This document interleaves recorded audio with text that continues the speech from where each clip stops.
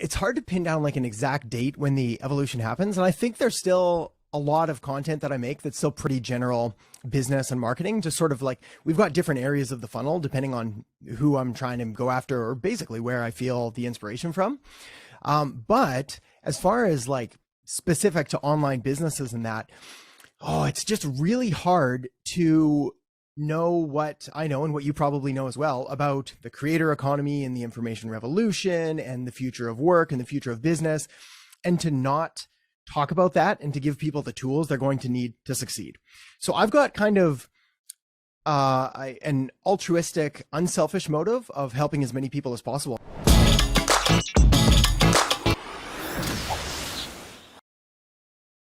Hey, hey, hey, what is up, everybody? Kelsey here with a new episode of High Levels Affiliate Insider, where we show you how to unlock your untapped affiliate potential. Today, I have with me Adam Erhart, who is one of our amazing high level affiliates. Adam Erhart is the marketing strategist, entrepreneur, and content creator who helps business owners, entrepreneurs, and marketers learn proven marketing strategies to help grow any business. Welcome to the show, Adam. Thank you very much, Kelsey. So good to be here. And yes, that's quite a mouthful of a bio. I'm gonna just have to shorten that, like marketing guy who does marketing, things like that. Guy who does marketing for a lot of people. Guy who does Guy. marketing for a lot of people. Yeah, like old veteran in the space now. It's interesting. Yeah, I actually we were just talking about how you've been posting online for your YouTube channel has been around for 7 years, which I feel like is forever in the Yeah, YouTube yeah. space. Can you talk a bit about how you got started? Yeah, like in YouTube or in general. Let's do in general. Oh man, that's a bigger one. Okay, so I'll give you the super quick general, and then we can dive into specifics. So, my former career was a business jet pilot. So I used to fly the world's rich and famous all around the world, and it was amazing and incredible until it wasn't. So the thing is like if you ever meet pilots or anybody really in like a specialized field, they tend to love it. Like that's what they do and they live for it. And that was never me. I was kind of always like when I was in the front of the plane, I was like, how do I get to the back of the plane? Like I want to sit with the clients and hear what they're talking about and learn all the stories. So finally, it was just like, I literally can't do this anymore. Kind of had like an emotional, existential crisis, called my co-pilot and called my chief pilot and was like, I gotta get out of here. And they're like, yeah, we know you gotta get out of here. So that was it. So I went home and I literally stopped flying completely, just like totally. I can never do that again. We're done. And I was like, but now what do I do? And my wife's like, who had a business background and was smart at business stuff. And she's like, you should do marketing. You'd be good at marketing. And I was like, I don't know what that is, but let's see and figure it out. So got a book and read another one, and then I just got hooked like instantly. It was this perfect intersection of everything that I was looking for. It was social behavioral dynamics, it was psychology, it was the ability to make money with words, which I found just totally mind blowing, especially someone that came from like a flying job where it's like we made money by flying planes. If you weren't flying, you don't make money. So everything was just incredibly new and exciting.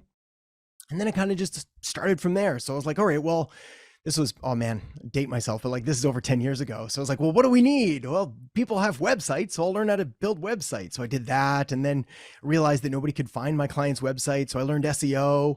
And then once that was good, I was like, okay, well, hang on, there's this thing called Facebook. Let's try that out because now we can get the more stuff. And then Facebook launched ads. So I dove into that and it just slowly started adding on from there. And then it led to content and podcasts. And then finally YouTube. I was like, all right, well, maybe I can take some of the stuff that I'm doing and talking about. I had a blog that was going at the time and I'll convert some of those to videos. And yeah, as you were mentioning, you saw the first video. It was like, oh, I couldn't even tell you that. I think it's like 3 or 4 minutes or something like that. That took like four Yeah. hours to do.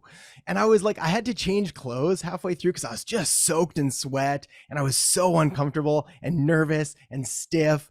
And like the audio only comes out of one side because I couldn't figure out how to record, and it's blurry because the autofocus was like literally everything went wrong, like everything. It's filmed in like my parents' basement with a backdrop that we got and like tried to iron, like I mean just the most Mickey Mouse operation you could imagine. But yeah, just slowly stuck with it and kept building from there. So yeah, we all got to start somewhere.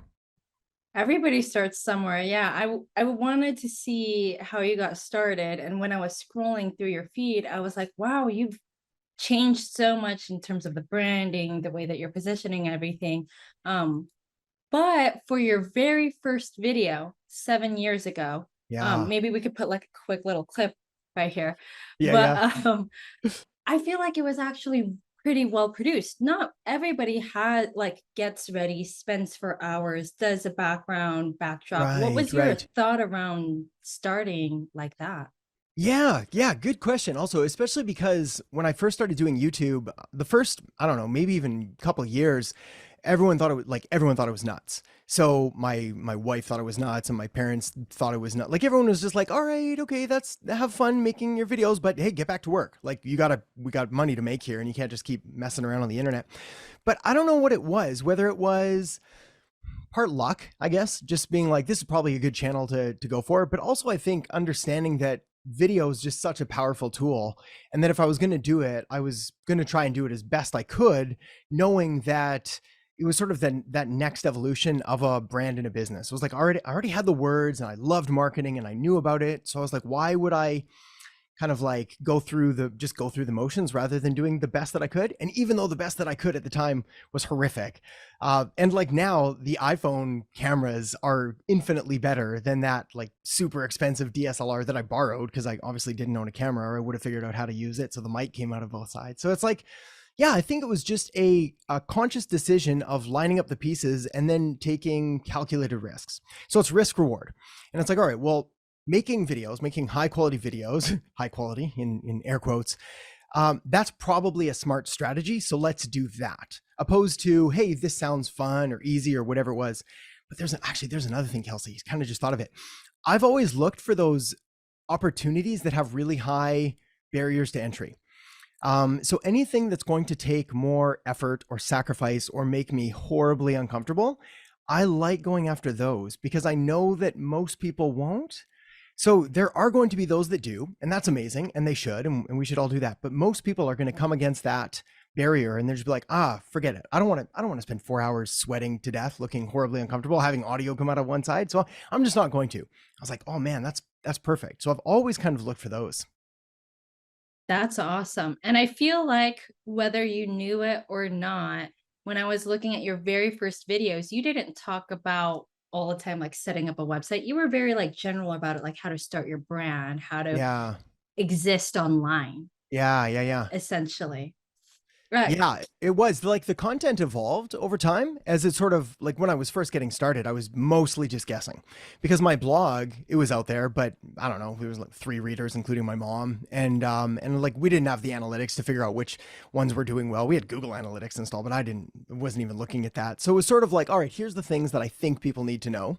And then here's what I'm going to create content on. Now, it wasn't until years later that I realized, like, if you go through more of the early stage videos, they start to get really kind of technical and spoken at a relatively advanced level, which was a bit of a mistake. And it took a while to figure out, hey, most of the market is in the beginner stages. Also, even those that are intermediate and experienced business owners, they probably don't geek out on marketing as hard as you do. So stop using all of the insider language and the jargon and really get to know who your customer is, who your audience is, what their problems are. So yeah, it's been an evolution. Yeah, no, definitely. And I think that one thing that you're really, really good about is talking to those beginners and making like really difficult concepts feel really easy. Um, when did you decide to go from this like general digital marketing space more towards like agency owners or people making money online? Yeah, I think it was it's hard to pin down like an exact date when the evolution happens. And I think there's still a lot of content that I make that's still pretty general business and marketing, just sort of like we've got different areas of the funnel depending on who I'm trying to go after or basically where I feel the inspiration from. But as far as like specific to online businesses and that, oh, it's just really hard to know what I know and what you probably know as well about the creator economy and the information revolution and the future of work and the future of business, and to not talk about that and to give people the tools they're going to need to succeed. So I've got kind of an altruistic, unselfish motive of helping as many people as possible. And I also have a very selfish motive in that I've got 4 young kids. And these kids are growing up in a world, again, I'm totally dating myself, but it's like they're growing up in a world that is so different than the one I grew up in. So it's like when I grew up, it's like you go to college, you get a job, you don't have a college degree, good luck getting a job, like all of these things. And that's all changed, and it's changed dramatically. Now, some people are still hanging on to the old paradigms, but that's a dangerous place to be. So for them, and when I'm creating content and I'm writing this stuff out about all of the, again, the creator economy and digital marketing and all these things, I'm looking at it through a lens that's going to help them. So I was like, what do I need to give them to succeed? And if it's going to help them in 5-10 years, then it's probably going to help some other people as well. Nice. I love that. How have you seen affiliate marketing in particular change over the past few years? Yeah, I think affiliate marketing has changed from like a get rich quick scheme to an integrated part of a brand and business's message. So again, if we look back, we'll stop using dates, but we'll say we'll look back, like back in the glory days of like Facebook ads. We used to be able to put anything up there. We'd put like a red bracket around it. We'd make unbelievable claims and hypes, and there was a lot of kind of nonsense and really overblown promises, and people were looking for those get rich quick schemes, of which affiliate marketing promised to deliver. It's like we could sell this, we could sell that. ClickBank was at an all-time high, and people were just picking random products, we're throwing ads behind them. I say we in the collective sense. I didn't do a lot of that. I did a little bit with some teeth whitening products in Italy of all places, but another story for another day. But what ended up happening is that slowly but surely, when you start pursuing strategies with products or services that you don't really believe in, they're just there to make a quick buck, two things happen. The first of which is you kind of get bored and burned out because you don't really care. And the second of which is that, again, think about barriers to entry. If it's really that easy to make quick money using these quick schemes, everybody does it sooner enough. It's like it's not going to be a secret. So they become saturated, then they get incredibly competitive, and then you don't make any money at all, and you've got to hop on to the next thing. And if you're not the one right in front of everything, yeah, it's a disaster. Whereas today, what I feel, especially because consumer skepticism and cynicism is at an all-time high, as it should be, if you can align yourself with other brands and businesses that you believe in, that have similar vision and mission, then it's less like affiliate marketing still has kind of a bad rap to it, especially for anyone that's been doing it for any length of time, but it becomes kind of a joint venture, a partnership, like, hey, I use this, I believe in it, you might want to check it out as well. And so it's sort of, it's evolved in a much better way. That's really awesome. I think that it's interesting to me because looking from the outside in, whenever I hear my friends talk about affiliate marketing, to them, it's still a lot about just the bloggers, the people who are running ads, things like this. But you're right, there's this almost new age of affiliate marketing where they really expect you to help people out. And I think that's really played in your favor. Yeah. If you were Yeah. getting started all over again, trying to be an affiliate, just straight up affiliate from scratch, you didn't have the fancy cameras and everything, how would you get started? Oh, easy and interesting that we're having this conversation today, because my view on business has changed a little bit, and on brand building and marketing, it's changed.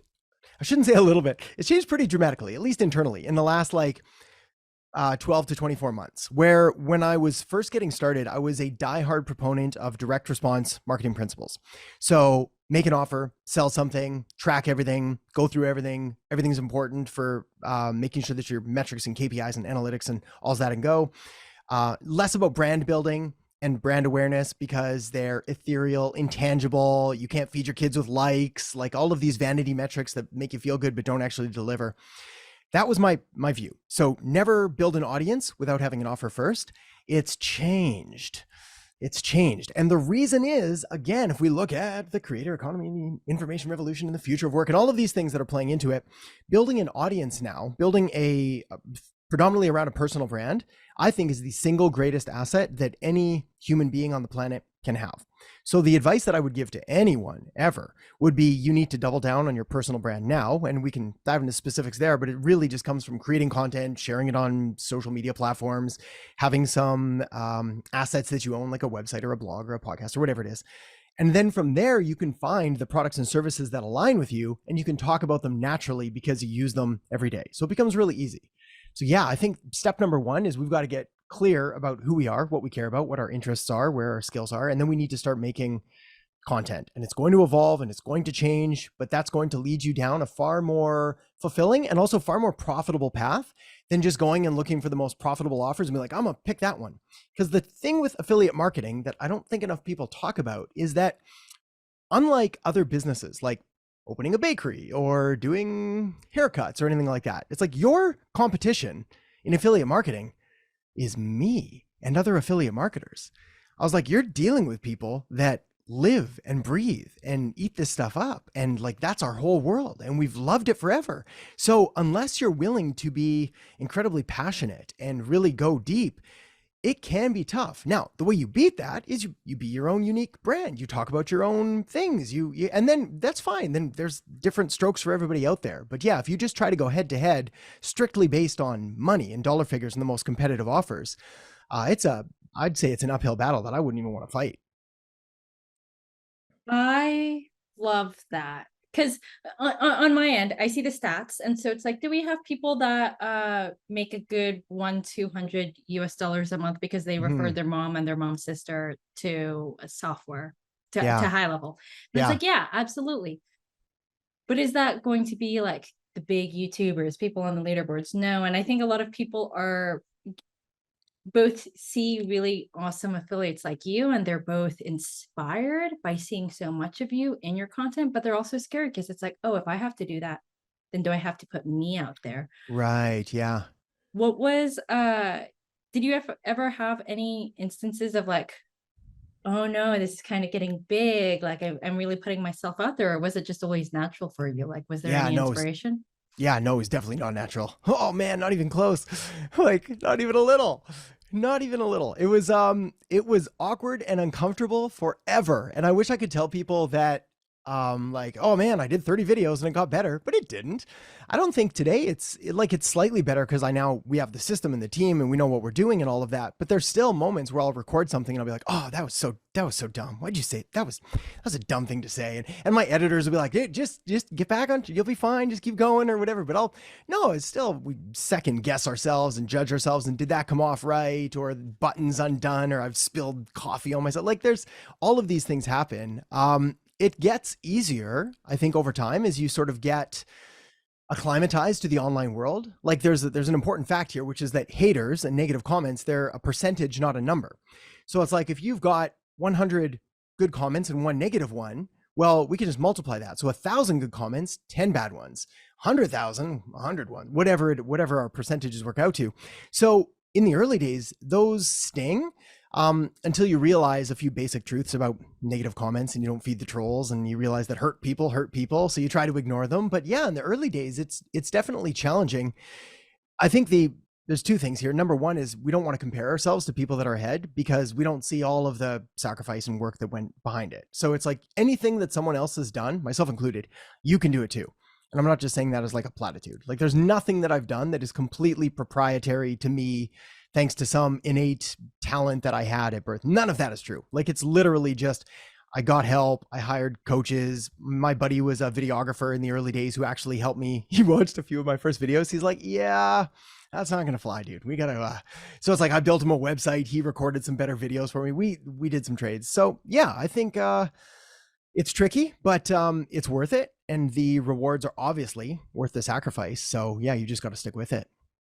And I think that to your other point that you made, like it does become a lot easier when you actually love what you're talking about and you genuinely believe that it could help people Yeah, too. I think that's two sides of the same coin. It's like I heard once, and so, oh man, lots of cliches today, Kelsey, but it was like, I think it was a Tony Robbins quote. Is like, what the world needs more of is passionate people. And it's true because a lot of, yes, I do have I'm a pretty energetic person. However, if you got me talking about accounting, you could watch that fall off a cliff. It's like, you're not going to be able to hold my attention. So if you find the things that you love and you're passionate about, it's very easy to get excited. And then when you realize that the content that you're creating, the sales that you're making, the marketing that you're doing is having a positive impact on people's lives, it starts to become real and tangible. and it's hard to understate the power of that. Like it's just hard to overstate all these states. It's hard to explain just how powerful it is when you realize that what you're doing is actually having an impact on another human, which is what we forget because we're living behind screens, we're making content, we're putting stuff out there. But yeah, every customer, every sale is a person. You target everywhere from beginners to pretty advanced agency owners on your channel. Hmm. How do you, when people are taking this leap of faith in like, oh, I'm not going to be a pilot anymore. I'm going to be do marketing and I'm going to do it watching Adam Erhart's courses, click his links, yada, yada, Yeah. yada. How do you help keep those people motivated while they're learning everything? Like, is there any special sauce to that? Yeah, good question. So it's like, let me unpack that a bit more. So it's like if someone's making the transition and they want to become a marketer or do more marketing, and they're watching the videos, they're going through courses, they're doing all the things. Like, what do I do to essentially keep them motivated? Yeah. Yeah. So I think part of it is story. And fortunately it's a really easy story because it's just my story, which is like, this is what I went through and this is what I discovered and here's what I found that worked. Um, I think also a lot of it is affirmation of them and their struggles. So it's like a lot of my videos, most of my emails, all of it is very positive slanted and like, you got this, you can do this, you can, and it's not empty platitudes. It's like, I really believe if you do the things you need to do, you're going to get the results. Like it's funny, marketing, as complicated as it can seem, it's like we're not astrophysicists here. It's like we're doing some pretty basic stuff. Yeah, there's ways to put special sauce on it and knowing psychology and certain things that I think you develop over time with learning copywriting and how to communicate a message. But a lot of it is just really validating that, hey, this goal that you say you want, yeah, it's a good goal. And it can change your life and it can change your family's life. Not just that, but like generationally. You can literally create generational wealth that is going to change everything you do. And it's actually achievable. Now, is it easy? No, of course not. It's not easy. Like, it's going to take time and it's not going to happen tomorrow. But what about 6 months? What about 12 months? Like, you're going to make a good chunk of change. And then in 6 years, your life could be just dramatically different than you ever possibly imagined. So where I'm at now, I didn't believe was possible when I first got started. I sort of wrote it off when someone's like, you could build $1 million business. I was like, you're full of garbage. Stop lying to people. That's not a thing. But you realize just how much of that is a limiting belief. And the fact that really, if someone's done it before, you can probably do it too, because they're telling you exactly what they did, which is what I try to do. So it's like, this is what I did and you can do it too. What do you recommend for anybody getting started specifically with affiliate marketing? Yeah. So the big one again, personal brand. You've got to build it. So you've got to start making content. The second thing is we've got to start looking for the products and services that align with things that you actually believe in and use and want to talk about. Because otherwise, yeah, you're not going to be passionate about it. You're not going to care. The same reason my Italian teeth whitening products made some money, but it's like, man, I just not a market that I know and needed translators and not a product I care about. So it's like, there's ways to make a quick buck, but yeah, you're going to make a couple $100 versus build a brand and you're going to make hundreds of thousands, potentially millions of dollars by making sure that you're in this for the long run. So I think that's the big one. And the second is to really make sure that you're doing ethical marketing so that we're not saying things that aren't true. We're not sacrificing or jeopardizing our reputation or the relationships that we're going to build. Because the people that you want to partner with eventually and help, like, it's funny, 8 billion people, it's still a small world. It's like news travels. So yeah, there's a blacklist out there of unsavory characters that not a lot of the top players want to get involved with. And for the people that are currently thinking like, if it's that easy, then maybe the space is becoming too limited. Yeah. Yes. What would you say? Do you think it is? No. And it's for that exact reason, right? It's because that's a thought that everyone has, so they don't take action. So there's this massive gap between the people that say they want something and the people that do anything. And I mean like literally anything, like sign up for a new social media account and make a post. Like Like that gap getting from 0 to 1 is the hardest one because it's an internal battle. Like you're basically just having to prove to yourself that you are the person that says that does the things you say you're going to do. You are the person that pursues your dreams and goals. So no, it as long as it remains slightly uncomfortable, there's always going to be that gap. It's sort of like this natural selection that keeps the people that are just interested out and the people that are truly committed succeeding. So yeah, it's oh man, I don't know if there's ever been a better time. There's more people coming online every day. We're watching changes in the economy. I mean, like it's just unbelievable. I feel fortunate that I'm positioned well now to capitalize on it, but I also feel like, oh man, I wish I was just like a decade younger and this was my time because I would have had like an extra 10 years to capitalize on this incredible time that we're in right now. Like it's unbelievable to me. I think you've had a great run, and I think that you have plenty more to go. It's been really awesome seeing your content develop over time and seeing you be a part of our community and everything. I really love the fact that you're here. How'd you find High Level? How did I find High Level? I found High Level back in the day when it like literally was first launched. And we were like, what is this thing? And it says it does all this stuff. And so we'll try it out. And we got on and we were like working with some early bugs and things like that and fixing things out and providing a lot of feedback and figuring out how to make it work with what we wanted. But very quickly we realized that there was a few things that it was just excelling at incredibly well that we could not replicate with other softwares. So we started diving in deeper and then deeper. And then we realized there might be an opportunity here to sort of build an entire agency around it. So I started by putting it into my agency. Then I partnered up with a friend of mine and we built another entirely new agency off that one. And it was incredibly successful within like 2 weeks of launching it because the services that we were able to offer were already baked right into the software itself. So all we had to really do is say, hey, do you want SMS follow up? Do you want voicemail drops? Do you want the ability to connect with your customers inside an app? Do you want this and this and this? And they were all like, yes, yes, yes, but that's impossible. And I was like, no, we can do it all. So it's like we just signed up client after client after client, and yeah, I was kind of hooked from that point on. That's sick. I actually didn't know your journey with being an agency owner and the Yeah. fact that you're also doing the affiliate route. So you're still running your agency right now?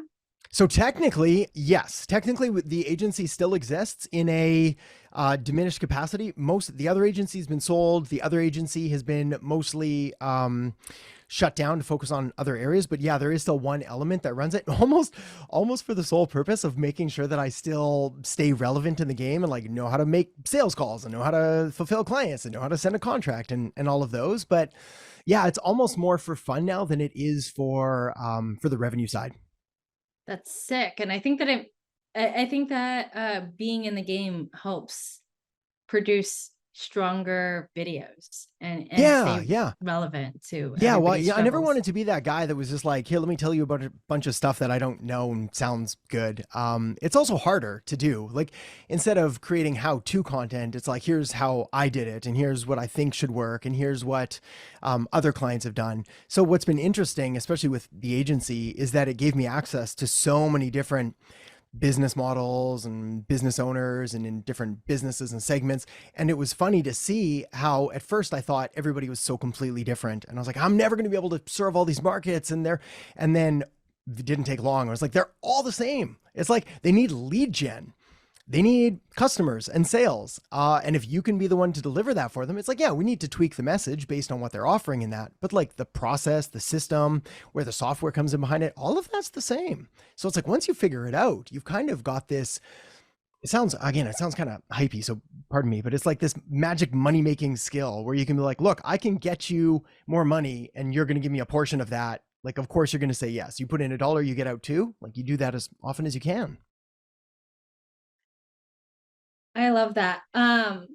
When you got started with High Level, though, you didn't get started as an affiliate, if I Nope. remember correctly. Yeah. But you did affiliate marketing before. What was the inflection point, and how is kind of two big questions. Yeah. What was the Yeah. inflection point? And then when you started pushing High Level as an affiliate, how was it different from pushing other products? Okay. So what was the first one? We'll do them in. Oh yeah, that's probably smart. When did you decide? why did you decide to start pushing high level as an affiliate, not just as an agency owner? Yeah. So for me, like we were already using high level. So it was something that I was familiar with and I knew the power of. And it's funny that it didn't actually click to me to start promoting it as an affiliate because we were using it every day. And it was basically what I was preaching to do with affiliate. But one of the big ones is that it was almost not, I didn't know if it was worth the time of even pursuing like filling out the affiliate form because the agency was just running so well and is making more money than I could have imagined. So there wasn't the thought of like, look, we don't need the extra revenue stream. We're doing just fine and all of that. Then it was actually a conversation with a client who I thought they would be better off doing their own marketing. And I was like, you would be like, there's nothing I'm doing here for you that you just can't do yourself. Here, why don't you just use this? And that's when it was like, well, hang on a second. Why don't I get an affiliate thing and we'll sign you up as an affiliate under? And that sort of opened the floodgates of like, hey, wait a second. I bet you I could show most of my clients, because at that point I was running myself pretty ragged doing all the agency work. I bet I could show most of them how to do this. And then they can go off to the races. And yeah, that sort of opened the floodgates, so to say. Sick. And then how is pushing high level as an affiliate different than when you pushed other products in the past? Yeah, so easy in that it's one that I use and love and believe in. So it's not a push, it's more, hey, I've got this thing, I think you should know about it. I feel like, again, this might sound a little cheesy, but it's like there's kind of an ethical responsibility on the part of someone who has a solution to a problem that other people have. So if I know there's people out there that are trying to either do affiliate marketing or they have an agency or they have an offer and they're struggling to figure out a solution, it's unethical and it's selfish of me to just keep that to myself. So what I do is rather than say like, go to this thing, make sure you do it, it's incredibly important. It's like, hey, I have this thing, you have this problem, I think it'll solve it. You should probably give it a try. And fortunately, with free trials and with sign-up bonuses and all that, it allows people to sort of get accustomed with it to see if it is right for them. Most of the time it is. Then they continue. But yeah, it's just easy because it's in alignment with what I believe. Whereas a lot of the other things were, I don't know, that's a good affiliate paycheck, but it's not going to feel great. And also you've got to weigh out what you're promoting with the money that you're going to make against the cost and the damage it's going to do to your brand and your reputation. And in the early days, it's kind of a fool's bargain because you're like, I've got no brand, no reputation, and no money. So you think you can just do it. I was like, no, you got to play the long game. Like you got to look 5 years down the road when people know you for something and you're more famous or whatever it is. It's like they're gonna remember. Those videos still live on your YouTube channel. Yeah, and people might scroll back right before they They'll record find it. an Yeah. Oh, they'll episode find it. and see it. Yeah. Nice. That makes total sense. How do you, in the next 5 years of you running your channel, Mhm. what do you think will change and what do you think won't change? Yeah, in 5 years, what's going to change, at least in regards to, I can speak more to the content plan in general, because I think as great as YouTube is, it's one small piece of the overall content puzzle. So I'm going to go where my people are. And I'm going to go in the way that I'm able to deliver the most value possible. So YouTube will continue. Now, the video structure and format, that's definitely going to evolve. It's like we might go more tutorial based or more entertainment based or more vlog based with more stories. It's like there's going to be all kinds of different paths that we continue to test and then we check the results and then we adapt. So I'm not sure. I don't know where that one's going. What I can tell you is that the content behind it won't change and the platforms that we're on are probably won't change as well. So we're still big on email marketing. Started redoubling down on Twitter/X recently. Fascinating. Yeah, fascinating. A lot of interesting stuff there that I wrote off for years simply because I was too busy with YouTube, but I would think it was a missed opportunity there. So yeah, it'll continue evolving. But I think as long as you keep who your ideal customers are at the forefront of your mind, like that's going to help guide everything. So it's really easy. I'm just going to find out where are the people that I want to help, where are they right now, what can I tell them that'll help them, and then make that. I really like that. Actually, I'm going to make a reference to your very first video. You actually talked about that in terms of making sure that essentially the end goal never changes, but how you get there, you constantly change it. And if your goal is always to help your people, then whatever pops up, you'll just find about there. Yeah. There's and I think that it's funny that first video was probably inspired a bit by Jay Abraham's quote on fiduciary responsibility.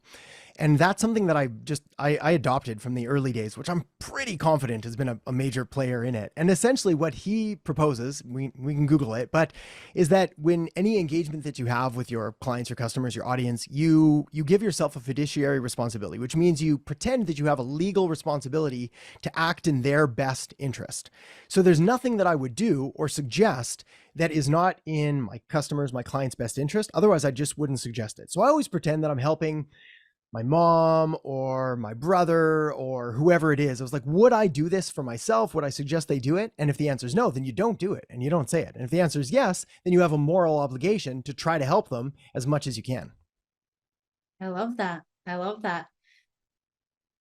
So now that we're here, is there any last words that you want to have for anybody watching this? Any last words? Well, I think it depends on their goals. Obviously, listening to a podcast, watching a podcast like this, you've got ambition and you've got a longer attention span than most because you're consuming long form content. So you're already in the small minority of people that are, again, destined to succeed. It's like you've taken the steps, you're doing the things that you need to do. Very much that was a part of my early journey. It was mass consuming as much information that I could from other people that were ahead of me to try to figure out, how are you thinking and what are you doing? So you've already got that set. I think the next thing is to figure out kind of your North Star general direction of like where you want to go.